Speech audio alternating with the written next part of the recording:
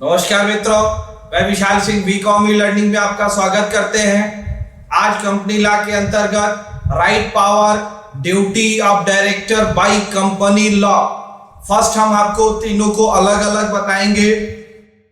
में होने के नाते इनको एक साथ डिफाइन किया गया है। फर्स्ट आपको बताएंगे right of the director.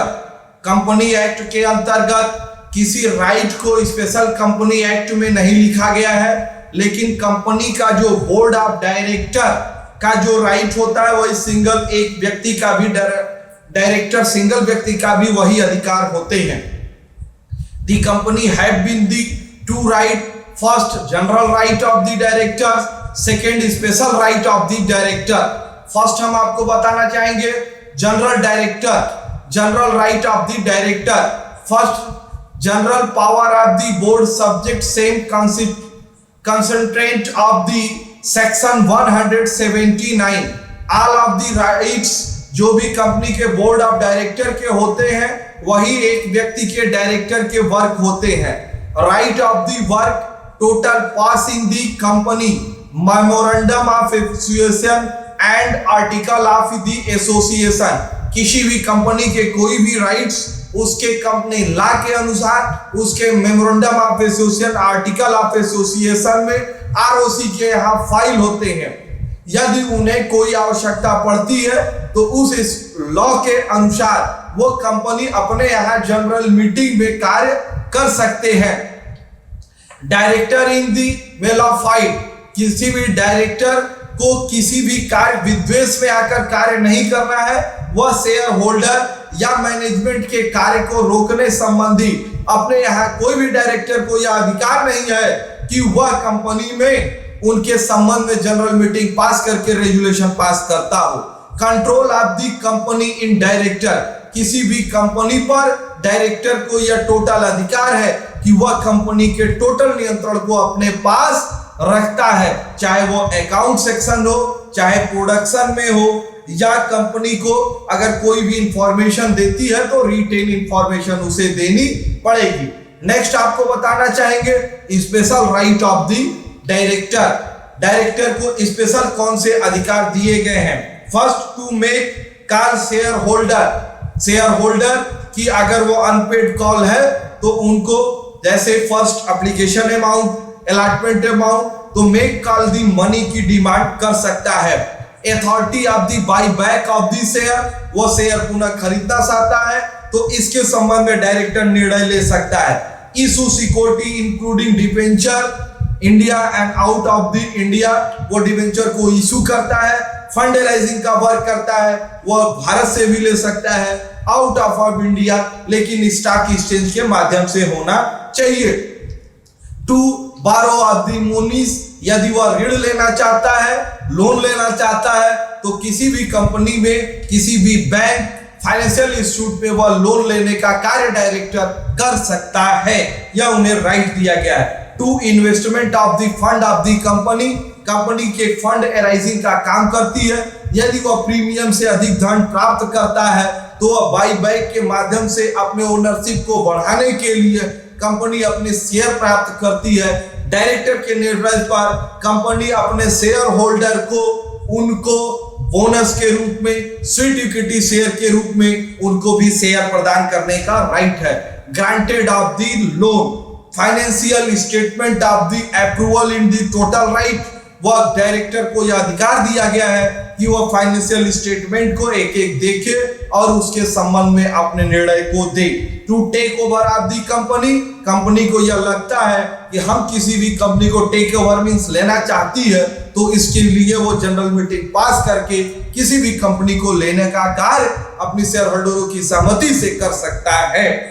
To amalgamation merger of the company, अगर वह यह चाहती है कि कंपनी डेवलपमेंट में कोई हित है तो उसके संबंध में वह निर्णय ले सकता है। नेक्स्ट आपको बताना चाहेंगे power of the director, director की क्या शक्तियां हैं। कंपनी एक्ट के अंतर्गत आपको जो भी इसमें बताई जाएगी वह company act 2013, managerial power in the total board of the director in company, board managing director होना, कंपनी का सीईओ होना, या एक कंपनी के फुल वर्कर के रूप में होते हैं, क्योंकि फुल टाइम वर्कर होंगे तभी कंपनी के पूर्ण रूप से संचालित हो। क्योंकि पार्ट टाइम डायरेक्टर किसी की कंपनी को, क्योंकि वो फाइनेंशियल पोजीशन या प्रोफेशनल पर वो एडवाइजर हो सकता है, कंपनी का संचालक नहीं हो सकता है। First power contract of the third party behalf of the company, क्योंकि डायरेक्टर को यह अधिकार है वह किसी भी सेल परचेज के कंडीशन में असेट्स वगैरह के पावर है, उसे अधिकार दिया गया, शक्ति प्रदान की गई है कि वह थर्ड कॉन्ट्रैक्ट कर सकता है। Allotment of the share, forfeiture of the share, transfer of the share के संबंध में शक्तियां प्राप्त है।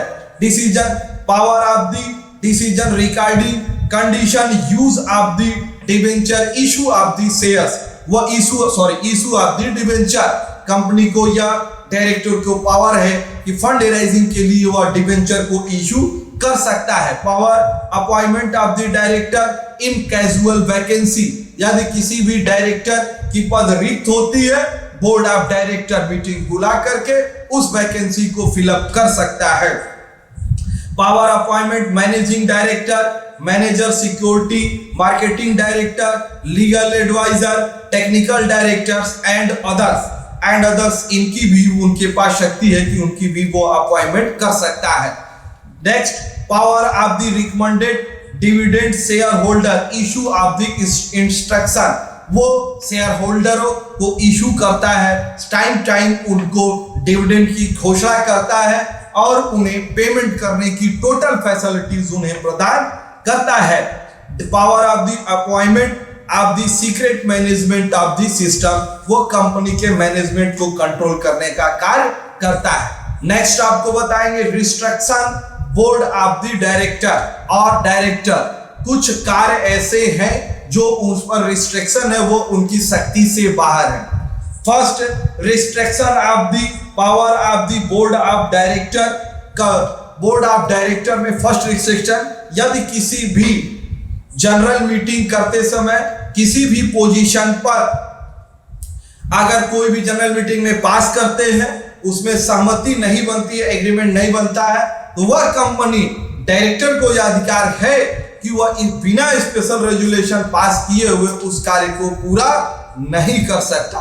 To sale of the company, director को यह पावर शक्ति नहीं दी गई है कि वह कंपनी के असेट्स या अदर्स चीजों को बिना कंपनी के और शेयर होल्डरों की सहमति, जनरल सहमति के अनुसार कंपनी के बेचने संबंधी का कार्य पूरी कर सके। नेक्स्ट टू रिमिट, कैंसिल और या गिव टू रीपेमेंट एनी डेब्ट ड्यू फ्रॉम द डायरेक्टर, किसी भी कंपनी का यह अधिकार है कि वह उनके पास जो भी डिबेंचर है उनको समय से भुगतान करें। उनके पेमेंट ड्यू को बढ़ाने का उनके पास पावर नहीं है, क्योंकि कंपनी कम से कम लायबिलिटी रखना चाहती है, मैक्सिमम प्रॉफिट करना उनका काम है, ये नहीं कि लोन बढ़ाए रखना, इंटरेस्ट देते रहना और कंपनी कर्ज में दबी रहे।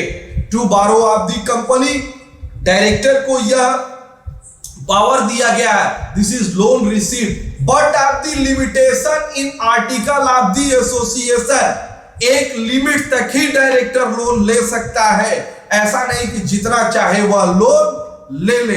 अगर वो लिमिट को क्रॉस करता है तो कंपनी के जनरल मीटिंग में रेजुलेशन पास करना अनिवार्य है। नेक्स्ट आपको बताएंगे, आपको हमने दो चीजें बताई, right of the director, power of the director, next duty of the director. To types article of the association in duty of the director, first statutory duty, second general duty. Company act 2013 section 166 act according to article of the association, total work in company duty, दायित्व बनती है उनको कि article of association के अंतर्गत ही काम करना पड़ेगा।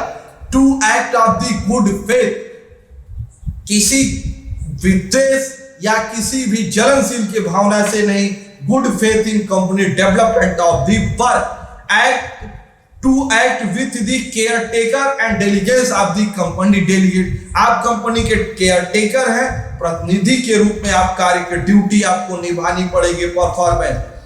To not involve in the conflicting interest विरोधास्पद परिस्थितियां नहीं होनी चाहिए। पॉसिबल वर्क, इम्पॉसिबल वर्क पर कंपनी को नहीं ले जाना चाहिए।